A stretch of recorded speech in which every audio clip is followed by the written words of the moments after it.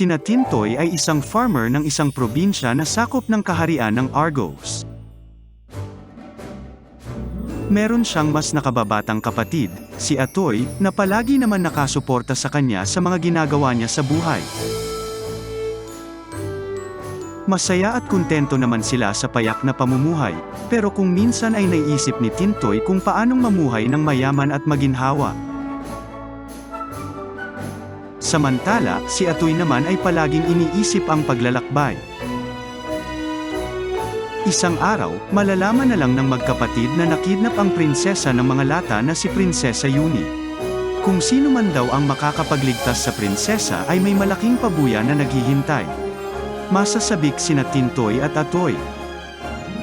Kukonsulta sila sa isang kaibigang manghuhula upang malaman kung nasaan dinala si Prinsesa Yuni. Ituturo sa kanila ito sa isang malayong kaharian ng Tozako. Magsisimula silang maglakbay kung saan kailangan nilang maglakad ng 7 bundok. Habang naglalakbay ay makikita nila ang isang sugatang sundalo.